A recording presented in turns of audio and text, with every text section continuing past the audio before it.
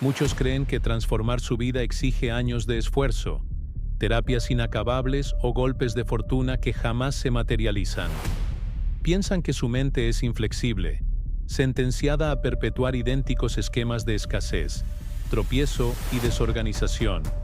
Pero yo, Brian Tracy, te garantizo que te encuentras a solo 3 horas de desencadenar la metamorfosis más profunda.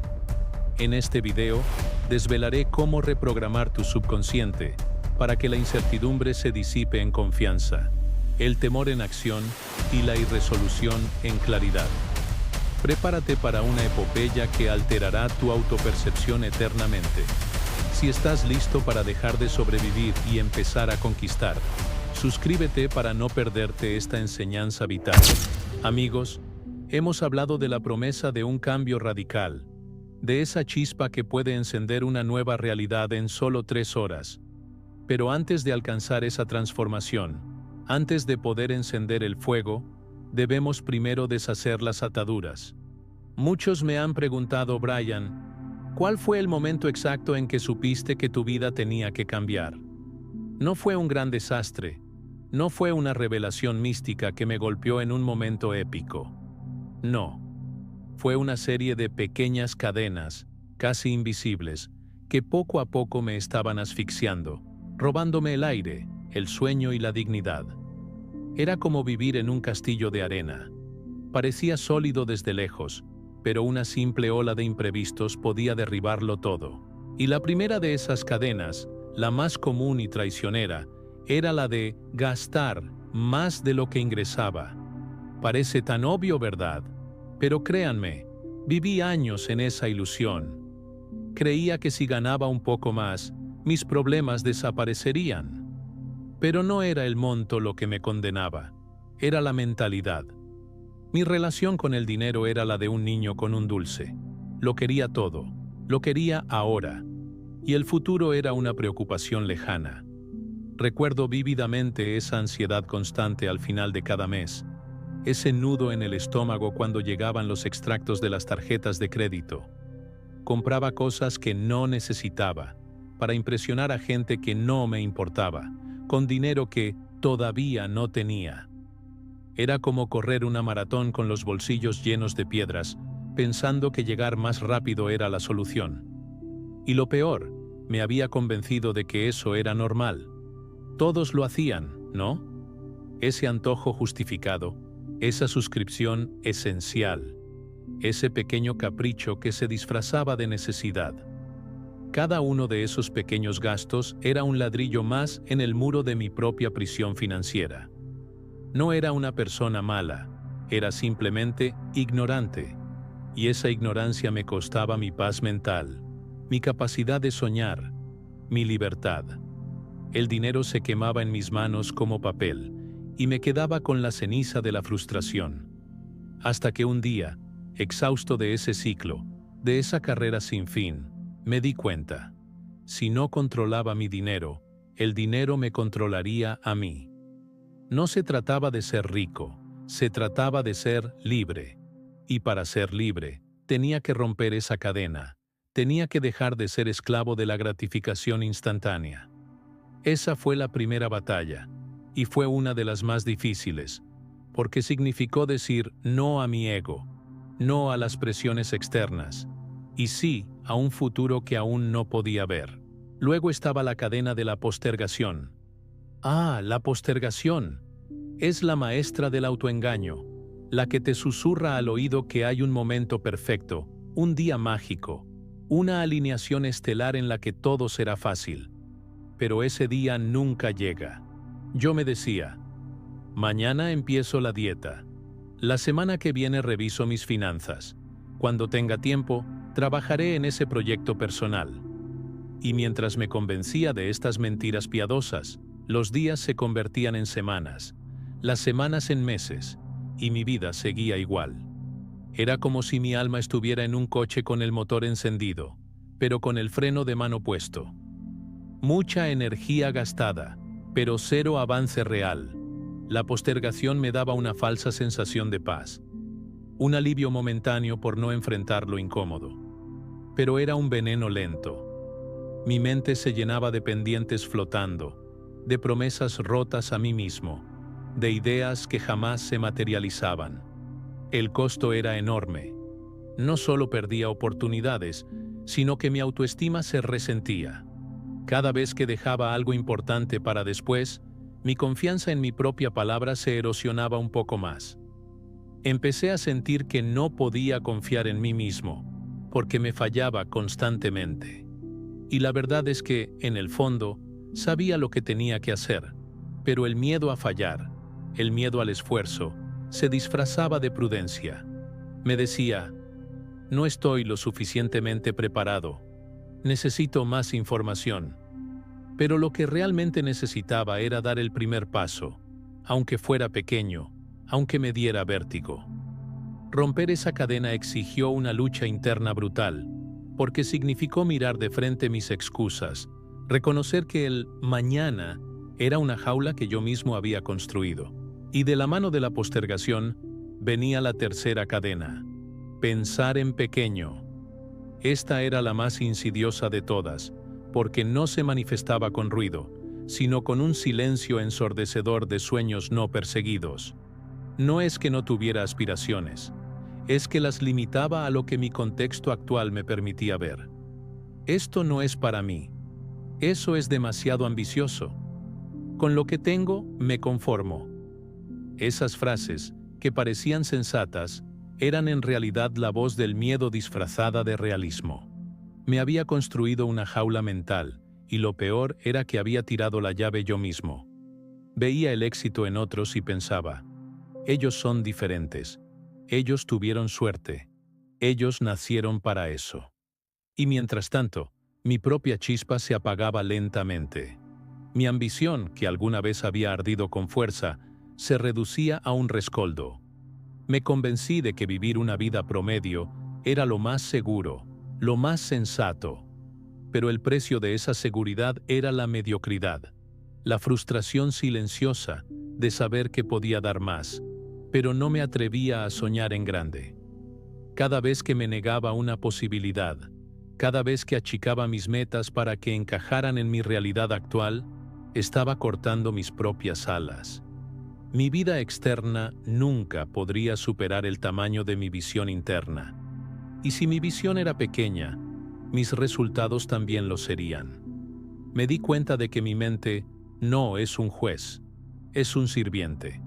Y si le daba órdenes pequeñas, haría cosas pequeñas.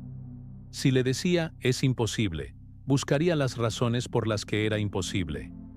Esta cadena era la más difícil de romper, porque significaba desafiar mi propia narrativa, desmantelar las creencias limitantes que había cultivado durante años. Significó atreverme a visualizar una vida más allá de lo que mis ojos podían ver, más allá de lo que mi cuenta bancaria me dictaba. Finalmente, la última cadena, y una de las más destructivas, era la de culpar a los demás. Esta es la más fácil de adoptar. Es el escape perfecto, la salida de emergencia que nos permite no asumir nuestra propia responsabilidad. Yo solía culpar al gobierno, a mi jefe, a la economía, a mis circunstancias, a mi pasado, a lo que fuera, menos a mí mismo. Si el mundo fuera diferente, yo podría avanzar. Si ellos hubieran hecho esto, yo no estaría así. Cada queja era una entrega de poder. Cada acusación externa me convertía en una víctima.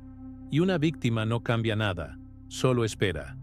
Espera que el mundo se adapte a sus necesidades, que los demás asuman su responsabilidad, que las estrellas se alineen a su favor.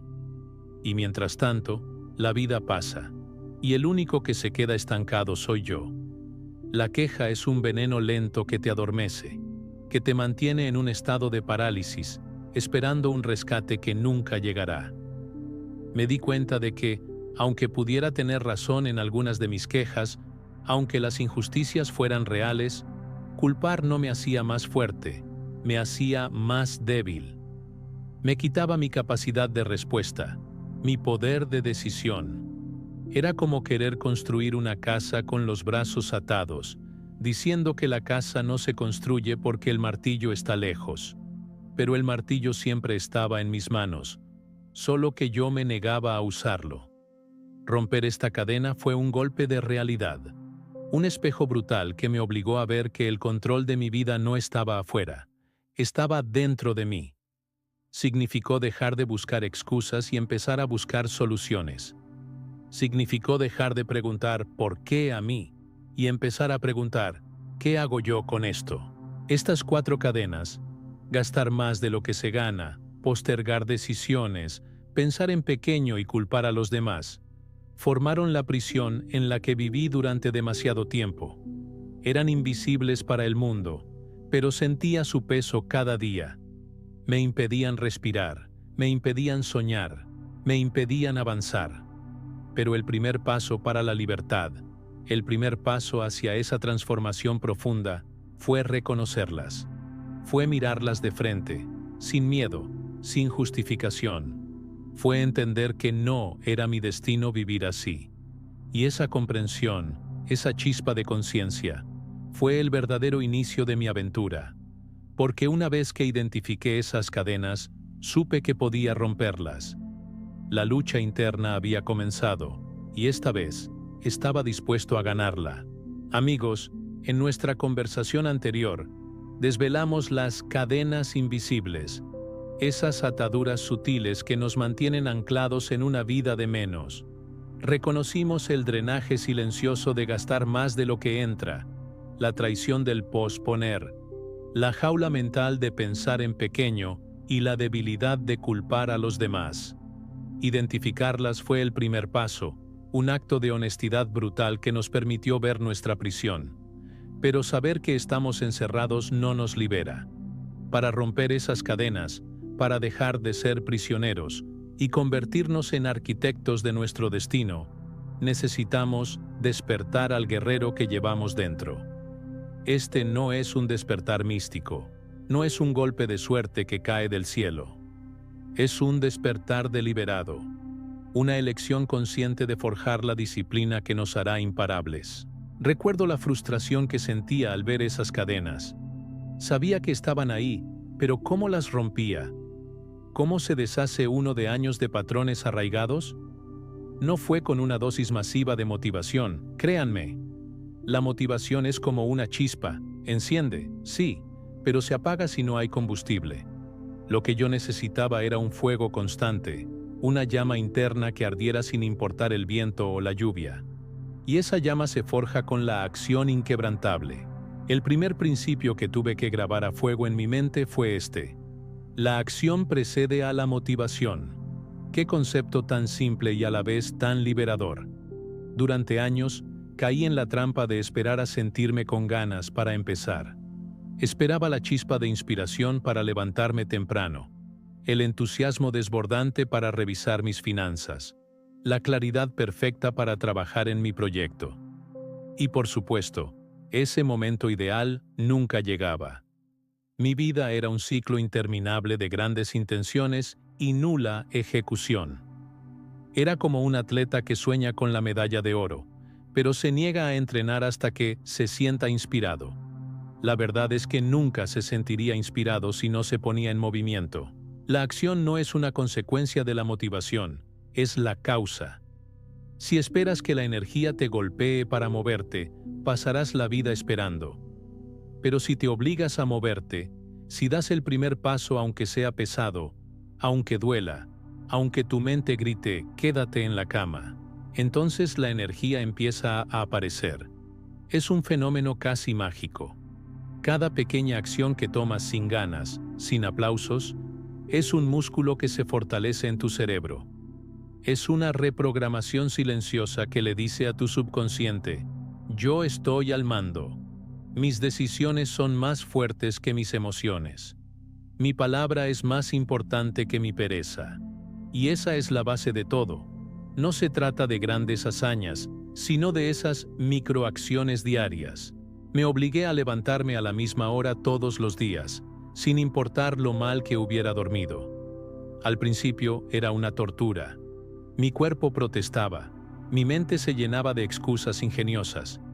Pero me decía a mí mismo: solo levántate, solo pon los pies en el suelo. Y lo hacía. Luego, Me forzaba a hacer una tarea, solo una, que me acercara a mis metas. No revisar correos, no redes sociales, solo mi tarea más importante. 10 minutos, 15. Y así, día tras día, algo empezó a cambiar. No sentía una explosión de motivación, sentía algo más sólido, más profundo. Sentía control. Y ese control, acumulado con cada pequeña acción, se convirtió en una confidencia inquebrantable. Mis resultados no cambiaron de la noche a la mañana, pero mi identidad sí.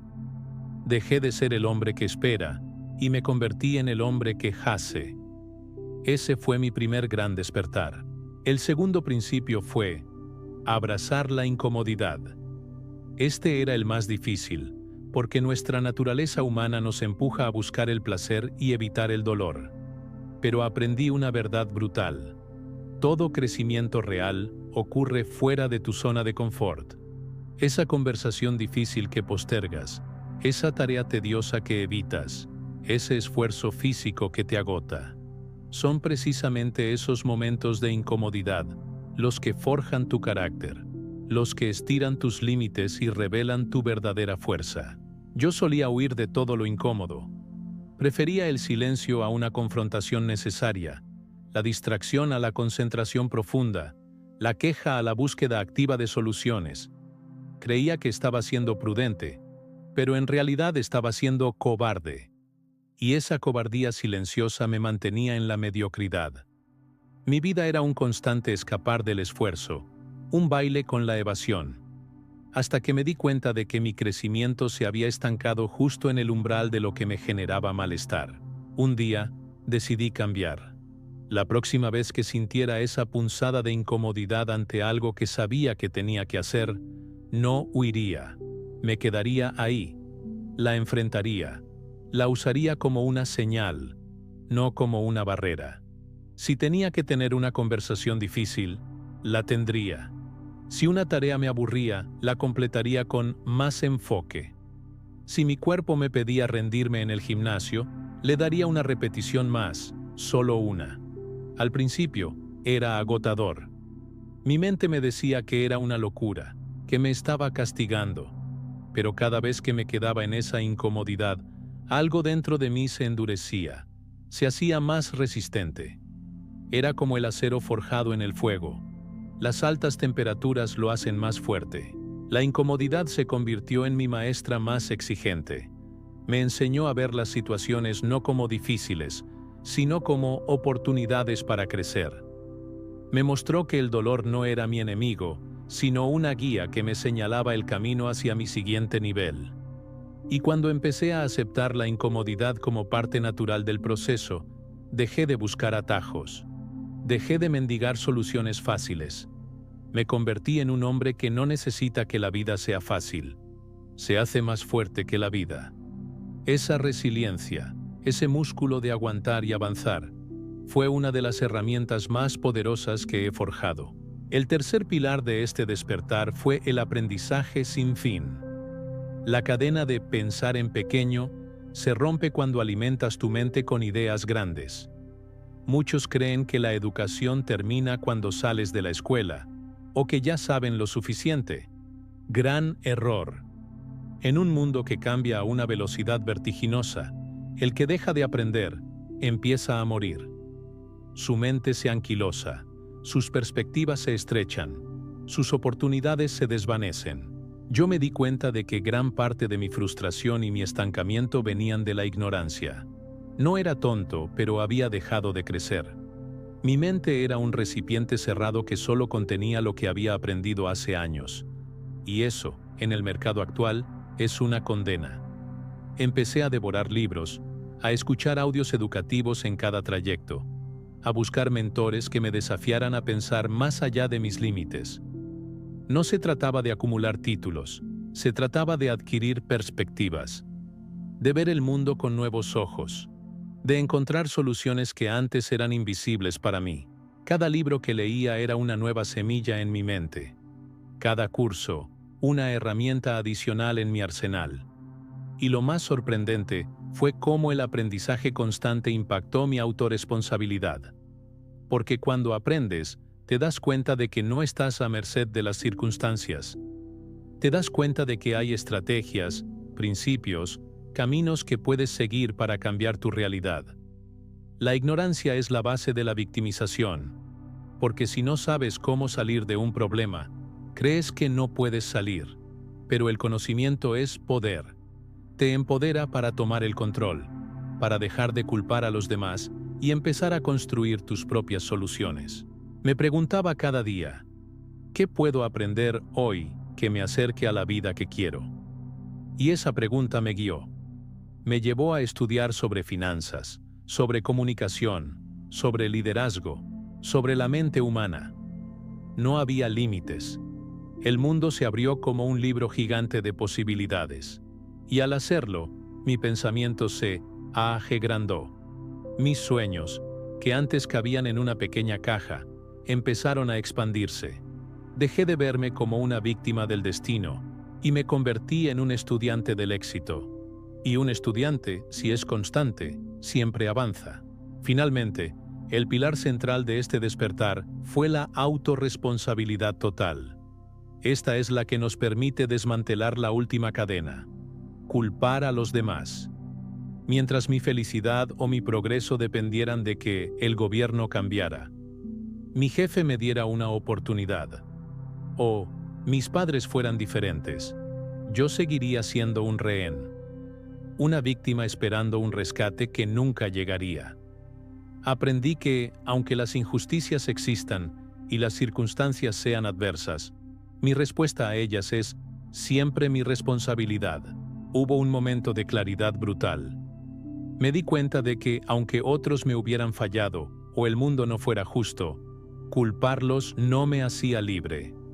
Al contrario, me encadenaba aún más a su influencia. Era como beber veneno y esperar que le hiciera daño al otro.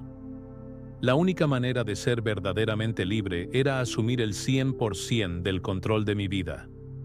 Eso significaba dejar de preguntar ¿por qué a mí? Y empezar a preguntar ¿qué voy a hacer con esto? Esta fue la decisión más difícil y más liberadora de mi vida. Significó mirar mis errores no como fracasos, sino como oportunidades de aprendizaje. Mis problemas no como sentencias, sino como retos a superar. Mis limitaciones no como muros, sino como puntos de partida para la creatividad. No fue fácil. Mi ego se resistía. Mi mente quería volver a la comodidad de la queja. Pero cada vez que me responsabilizaba, cada vez que buscaba una solución en lugar de una excusa, mi fuerza interior crecía. Mi autoestima se disparaba, no porque fuera perfecto, sino porque me demostraba a mí mismo que podía contar conmigo. Y esa es la base de todo.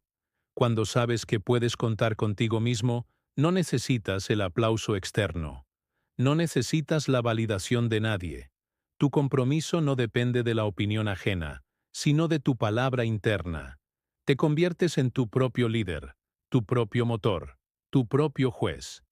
Y en ese proceso, te vuelves inquebrantable. No porque no te caigas, sino porque te levantas más rápido. No porque no sientas miedo, sino porque actúas a pesar de él. No porque la vida sea justa, sino porque te haces más fuerte que sus injusticias.